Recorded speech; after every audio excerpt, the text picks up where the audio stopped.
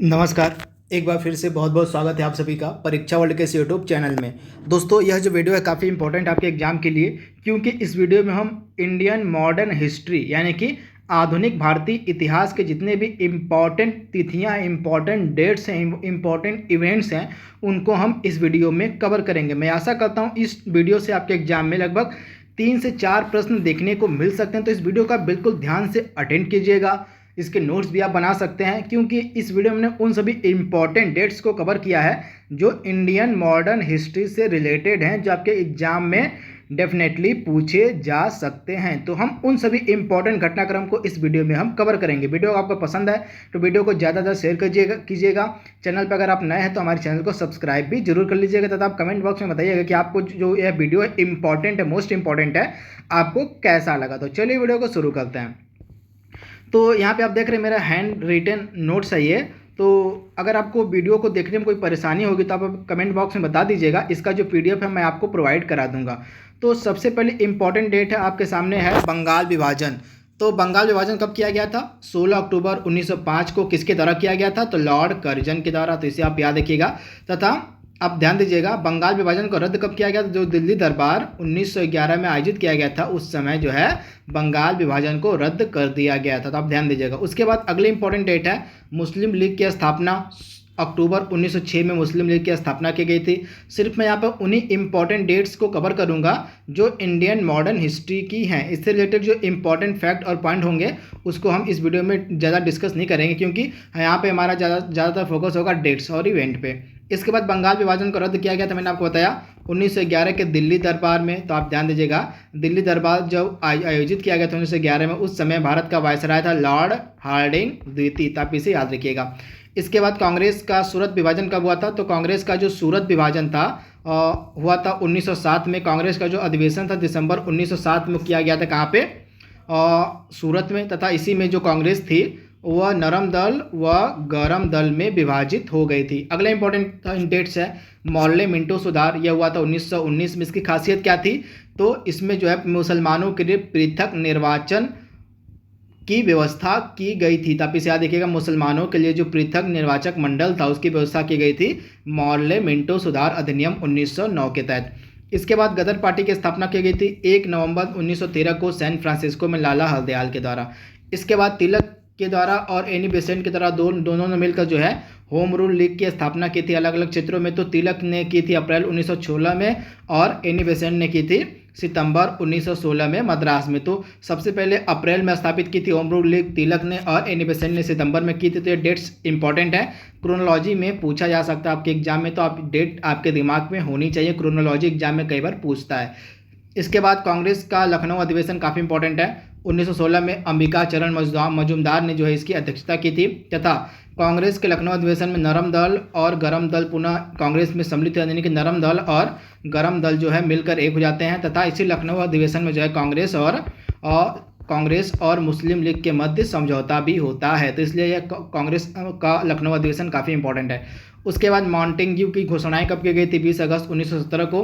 तथा मॉन्टेग्यू जो आपका चेम्सफोर्ड सुधार अधिनियम आया था 1919 में। आप ध्यान दीजिएगा, मॉन्टेग्यू चेम्सफोर्ड सुधार अधिनियम 1919 में आया था। तथा मॉन्टेग्यू की जो घोषणाएं थी वो की गई थी 20 अगस्त 1917 को। उसके बाद काफ़ी इंपॉर्टेंट है रॉलेट एक्ट लाया गया था आपका 1919 में।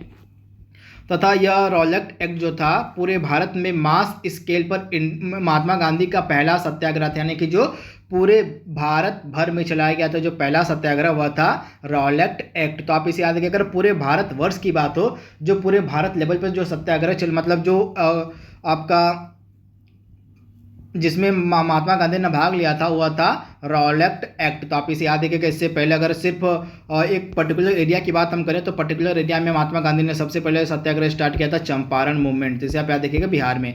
इसके बाद गांधी जी की भारत वापसी हुई थी 9 जनवरी 1915 को। तथा 9 जनवरी को जब महात्मा गांधी भारत आए थे उसको हम मनाते हैं प्रवासी भारतीय दिवस के रूप में। इसके बाद चंपारण सत्याग्रह हुआ था 1917 में, महात्मा गांधी का प्रथम सविनय अवज्ञा यह था। इसके बाद अहमदा मिल स्ट्राइक हुई थी 1918 में, प्रथम भूख हड़ताल थी महात्मा गांधी की।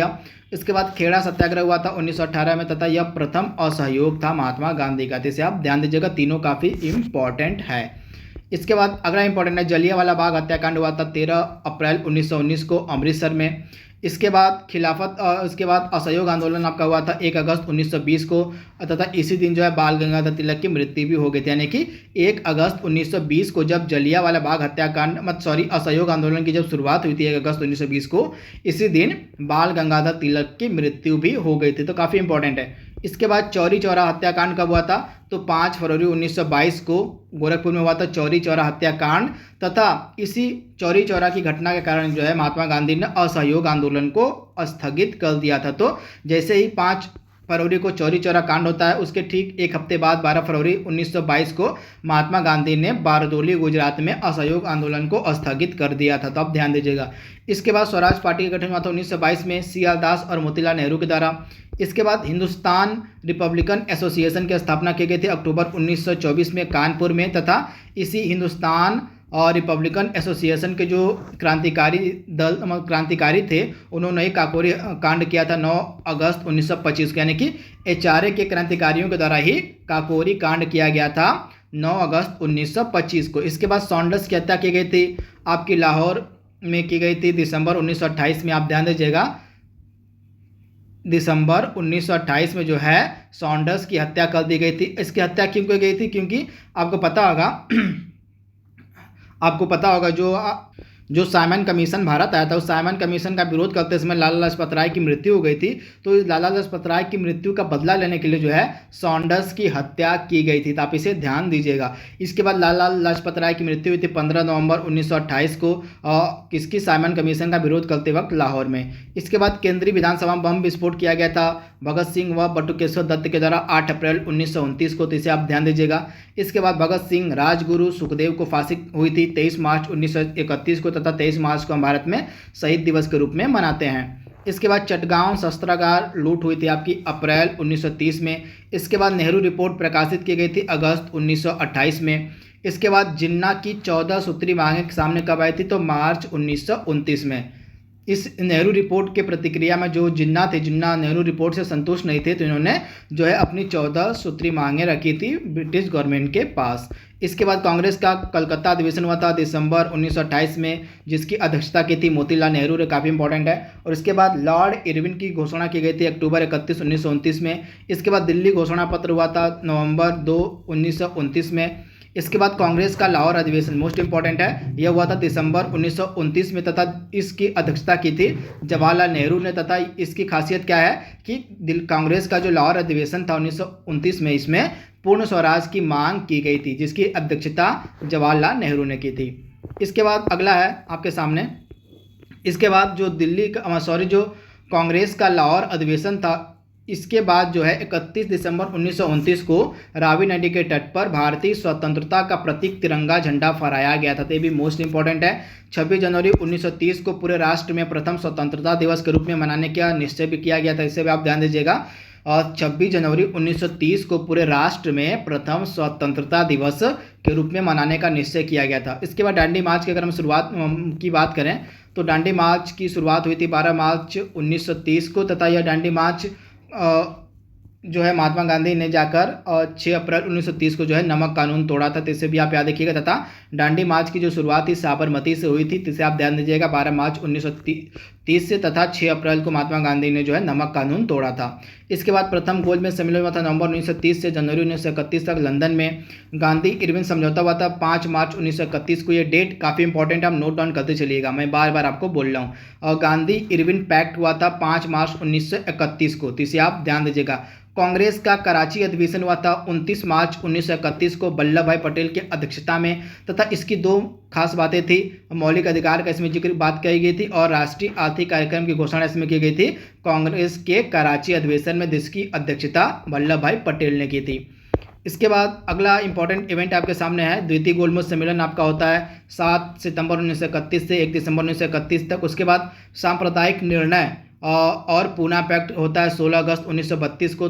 सांप्रदायिक निर्णय यानी कि जो सांप्रदायिक निर्णय की घोषणा थी हुई थी 16 अगस्त 1932 को, तथा पूना पैक्ट आपका होता है सितंबर 1932 को। तो दोनों आपको याद रखना है। अगर कम्युनल अवार्ड यानी कि सांप्रदायिक निर्णय का डेट पूछे तो आपसे हो जाएगा 16 अगस्त 1932। अगर पूना पैक्ट पूछे तो सितंबर 1932। इसके बाद पाकिस्तान प्रस्ताव आया था 23 मार्च 1940 को लाहौर में मुस्लिम लीग के द्वारा। इसके बाद अगस्त प्रस्ताव आया था 8 मार्च 1940 को वायसराय लिन लिथगो के द्वारा। जैसे आप याद है कि जो अगस्त प्रस्ताव था 8 अगस्त 1940 को पारित किया, मतलब पेश किया गया था वायसराय, उस समय था लॉर्ड लिन लिथगो। इसके बाद क्रिप्स मिशन आया था मार्च 1942 में। इसके बाद भारत छोड़ो आंदोलन आया था आपका 8 अगस्त 1942 को शुरुआत की गई थी भारत छोड़ो आंदोलन की 8 अगस्त 1942 को। 23 मार्च 1943 को पाकिस्तान दिवस मनाया गया। आप ध्यान दीजिएगा 23 मार्च 1943 को पाकिस्तान दिवस मनाया गया। राजगोपालाचारी फार्मूला आया था जुलाई 10 1944 को। वेवेल योजना आई थी आपकी 1945 में। कैबिनेट मिशन आपका आया था 1946 में, तथा कैबिनेट मिशन की जो पहली बैठक थी आपको हुई थी 9 दिसंबर 1946 को, मोस्ट इंपॉर्टेंट है। इसके बाद प्रत्यक्ष कार्यवाही दिवस मनाया गया था 16 अगस्त 1946 को, तथा इस दिन पूरे भारत में हिंदू मुस्लिम दंगे भड़के थे। तो इससे आप याद रखिएगा प्रत्यक्ष कार्यवाही दिवस जब हुआ था 16 अगस्त 1946 को, इस दिन जो है पूरे भारत में हिंदू मुस्लिम दंगे काफ़ी ज़्यादा मात्रा में हुए थे। इसके बाद क्लीमेंट की घोषणा की गई थी फरवरी 20 1947 को। लॉर्ड मतलब जो क्लीमेंट एटली था उस समय जो है प्रधानमंत्री था ब्रिटेन का, इसके द्वारा घोषणा की गई थी और क्या है फरवरी 20 1947 को। तथा माउंट बेटन योजना आई थी आपकी जून 3 1947 की। माउंट बेटन योजना को हम भारत विभाजन योजना के नाम से भी जानते हैं। इसके बाद आपका 23 जून 1957 को हुआ था प्लासी का युद्ध लॉर्ड रॉबर्ट क्लाइव और सिराजुद्दौला के मध्य। 22 अक्टूबर 1764 को हुआ था बक्सर का युद्ध। हेक्टर मुनरो उस समय अंग्रेजी सेनापति था, तथा अवध के नवाब सिराजुद्दौला, बंगाल के नवाब मीर कासिम और मुगल सम्राट शाह आलम द्वितीय के बीच, यानी कि भारत की 3 सेनाओं ने मिलकर बक्सर का युद्ध लड़ा था। एक हो गया अवध के नवाब सिराजुद्दौला, नवाब बंगाल के नवाब मीर कासिम और मुगल सम्राट शाह आलम द्वितीय, यानी कि इन तीनों की सेनाओं ने मिलकर अंग्रेज के साथ युद्ध किया था, अंग्रेजों के साथ, जिसमें अंग्रेजों की विजय होती है। इसके बाद सहायक संधि स्वीकार करने वाले राज्य कौन कौन से थे, तो आप याद रखिएगा सहायक संधि लाया कौन था, लॉर्ड वेलेस्ली लाया था 1805 ईस्वी में। तथा सहायक संधि को स्वीकार करने वाला राज्य में हैदराबाद प्रथम था 1748 में, फिर मैसूर था 1799 में, 1798 है हैदराबाद। उसके बाद तंजौर था 1799, अवध था 1801, उसके बाद पेशवा थे 1801, बारार के भोसड़े थे 1803। इसके बाद आपके आते हैं सिंधिया 1804, तथा इसके अलावा जोधपुर, जयपुर, मच्छेदी, बूंदी, भरतपुर, ये सभी राज्य थे जिन्होंने उस समय सहायक संधि को अपनाया था। इसके बाद व्यापकता का सिद्धांत यानी कि डॉक्ट्रिन ऑफ लैप्स लाया गया था, यानी कि शांतिपूर्ण विलय की नीति जिसको कहते हैं, ये लाई थी लॉर्ड डलहौजी ने 1848 से 1856 के मध्य। तो सतारा इसमें पहला राज्य बना था। इसके बाद जैतपुर, संबलपुर बने थे डॉक्ट्रिन ऑफ लैप्स को अपनाने वाले, मतलब इस डॉक्ट्रिन ऑफ लैप्स यानी कि शांतिपूर्ण विलय की नीति के अंतर्गत कौन कौन से राज्य लॉर्ड डलहौजी ने ब्रिटिश गवर्नमेंट के अंतर्गत मिलाए, तो उनमें था सतारा था, जैतपुर और संबलपुर थे, बाघाट था, उदयपुर था आपका, झांसी, उसके बाद नागपुर, ये सभी इंपॉर्टेंट राज्य थे जो डॉक्ट्रिन ऑफ लैप्स के अंतर्गत जो लॉर्ड डलहौजी था उसने अपने अंडर में ले लिया था। इसके बाद करौली भी था। इसके बाद अगला इंपॉर्टेंट क्या है, आंग्ल मैसूर युद्ध आए देख लेते हैं। पहला आंग्ल मैसूर युद्ध होता है 1767 से 69 के मध्य। वॉरेन हेस्टिंग इसमें उस गवर्नर जनरल था, तथा इसमें जो है मद्रास की संधि होती है, तथा हैदर अली और अंग्रेजों के मध्य यह लड़ा जाता है। उसके बाद द्वितीय आंग्ल मैसूर युद्ध होता है आपका 1780 से 82 के मध्य। इसमें मंगलोर की संधि होती है 1784 में, हैदर अली और अंग्रेजों के मध्य यह युद्ध होता है। इसके बाद 1790 से 92 के मध्य होता है तृतीय आंग्ल मैसूर युद्ध, कार्नवालिस और श्रीरंगपट्टनम की संधि इसमें होती है 1792 में, तथा टीपू सुल्तान व अंग्रेज इस युद्ध को लड़े थे जिसमें अंग्रेज सेनापति था कॉर्नवालिस। इसके बाद चौथा आंग्ल मैसूर युद्ध होता है आपका 1799 में, अंग्रेजी सेनापति था वेलेस्ली, तथा इसमें टीपू की मृत्यु हो जाती है 1799 में, जो चौथा आंग्ल मैसूर युद्ध था।